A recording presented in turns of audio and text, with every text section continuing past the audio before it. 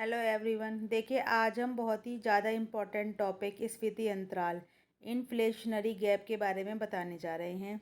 तो अगर आपको ये टॉपिक इम्पोर्टेंट लगता है तो इस वीडियो के एंड तक बने रहिएगा। चलिए शुरू करते हैं। कीन्स ने अपनी बुक हाउ टू पे फॉर द वार, जो कि 1940 में आई थी, इसमें स्फीतिक अंतराल का विचार प्रस्तुत किया है। ये विचार उन्होंने मुद्रास्फीति की परंपरागत व्याख्या, जो कि परिमाण सिद्धांत पर आधारित थी, पर संशोधन के रूप में प्रस्तुत किया। संक्षेप में, स्फीतिक अंतराल स्थिर कीमतों पर वस्तुओं की पूर्ति के ऊपर उनकी मांग में अधिकता को बताता है। ये अंतराल अर्थव्यवस्था की इस स्थिति का सूचक है जब अनुमानित व्यय स्थिर मूल्यों पर उपलब्ध उत्पादन की कीमत से अधिक हो जाता है। मतलब क्या कहना चाह रहे हैं ये, कि जो हमारी खर्चा है, जो हमारी वस्तुओं की कीमत है, उससे अधिक हो जाता है। लिप्सी के अनुसार आय के पूर्ण रोजगार स्तर पर समस्त उत्पादन से जितनी मात्रा में समस्त आय बढ़ जाएगी, वही मात्रा स्फीति अंतराल होगी। प्रतिष्ठित अर्थशास्त्रियों ने स्फीति का मुख्य कारण यह बताया है कि पूर्ण रोजगार का स्तर दिया होने पर मुद्रा का परिमाण यानी कि मात्रा बढ़ जाती है। दूसरी ओर कीन्स ने पूर्ण रोजगार स्तर पर व्यय के आय से बढ़ जाने को स्फीति का कारण माना है। पूर्ण रोजगार पर कुल व्यय जितना अधिक होगा, अंतराल भी उतना ही बढ़ा हुआ होगा और स्फीति की गति भी उतनी ही तेज होगी। स्थिर औसत बचत प्रवृत्ति दी हुई होने पर पूर्ण रोजगार स्तर पर मुद्रा आय में वृद्धि से जब पूर्ति से मांग बढ़ जाएगी, तो उसका रिजल्ट क्या होगा? स्फीति अंतराल उत्पन्न हो जाएगा। इस प्रकार कीन्स ने स्फीति अंतराल संधारणा को उन प्रमुख निर्धारणों को दिखाने के लिए प्रयोग किया जो कीमतों में स्फीतिकारी वृद्धि लाते हैं। इसका देखिए, हम एक उदाहरण ले सकते हैं।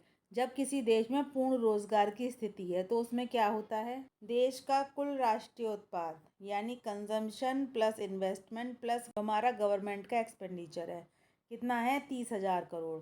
उसके बाद है देखिए, सरकार द्वारा भविष्य के लिए स्टॉक कितना है? 3,000 करोड़। जनता के लिए उपलब्ध वस्तुओं सेवाओं का शुद्ध मूल्य 27,000 करोड़। तो देखिए, टोटल हमारा हो गया 45,000 करोड़। उसके बाद ये हमारी जनता की कुल मौद्रिक आय भी हो गई।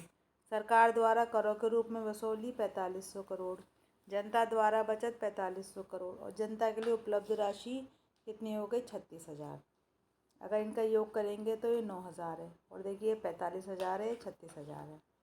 देखिए, इस उदाहरण से स्पष्ट है कि समाज में वितरण के लिए मांग और सेवाओं की कुल उपलब्ध मात्रा का जो मूल्य है वो 27,000 करोड़ है, जबकि जनता के पास शुद्ध व्यय के लिए 36,000 करोड़ की राशि है। तो इस प्रकार स्फीतिक अंतराल कितना है हमारा? 9,000 करोड़। तो कीन्स कहते हैं कि मुद्रा की मांग और पूर्ति में यह अंतर ही कीमतों में वृद्धि का प्रमुख कारण है। इस अंतराल के कारण ही अर्थव्यवस्था में असंतुलन उत्पन्न होता है।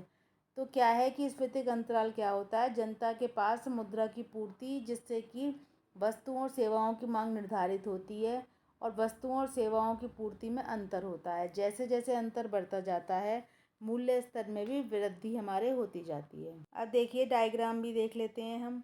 हमारा देखिए, जो हमारी OY रेखा है, ये हमारा क्या बताती है? ये हमारी रोजगार की स्थिति बताती है। और जो हमारा रेखा जो है, ये CIG रेखा को किस पर काटती है? ई बिंदु पर काटती है। ठीक है, जो हमारी क्या बताती है? उपभोग, विनियोग और सरकारी व्यय। उपभोग, विनियोग और सरकारी व्यय को बताती है। जो हमारा OYF है, ये वर्तमान कीमतों के आधार पर पूर्ण रोजगार की स्थिति में समाज की कुल स्थिति को व्यक्त करता है। और ई जो है, ये वो बिंदु है जहाँ समाज का कुल व्यय उसकी वास्तविक आय के बराबर है। यहाँ पर हमारा इन्फ्लेशनरी गैप नहीं है। अब देखिए, अगर हमारा गवर्नमेंट एक्सपेंडिचर बढ़ जाता है तो इससे क्या होता है? ये हमारा ई से देखिए यहाँ तक पहुँच जाता है। तो इससे क्या होता है? हमारी जो कुल व्यय की रेखा है, अब वो हमारी ये वाली हो जाती है।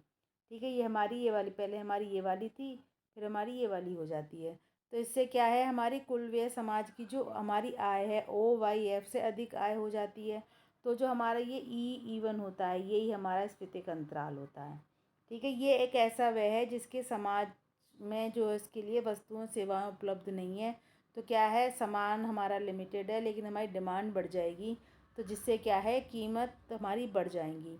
तो अगर हमारी कैसे ही समाज की आय को हम OY1 कर देते हैं, तो हमारी जो स्फीतिक अंतराल है वो हमारा ख़त्म हो सकता है, क्योंकि अभी केवल गवर्नमेंट एक्सपेंडिचर बढ़ा है। अगर हमें वास्तविक आय बढ़ा दी जाए तो हमारे हो जाता है। तो स्फीतिक अंतराल की पूर्ति के लिए बचतों को इस प्रकार बढ़ाया जाना चाहिए कि कुल मांग घट जाए, तो ये स्फीतिक अंतराल स्वयं समाप्त हो जाएगा। दूसरा हल ये है कि उपलब्ध उत्पादन का मूल्य बढ़ाकर प्रयोज्य आय के बराबर कर दिया जाए, परंतु अल्पकाल में उत्पादन नहीं बढ़ाया जा सकता और ना ही निजी विनियोग घटाया जा सकता। इस प्रकार जो सरकारी व्यय है वो भी स्वायत्त यानी ऑटोनोमस होता है, और अल्पकाल में दोनों ही घटाए नहीं जा सकते। इसीलिए एक ही विकल्प रह जाता है कि कर ज़्यादा लगाए जाएं और बचतों को प्रोत्साहन दिया जाए। तो देखिए, ये हमारा स्फीति अंतराल था। आशा करते हैं आपको समझ में आया होगा, आपको अच्छा लगा होगा। अगर आपको वीडियो अच्छा लगा हो तो इसे लाइक कीजिए, शेयर कीजिए, और ऐसे ही वीडियोज़ के लिए हमारे चैनल पर बने रहिए। Thanks for watching.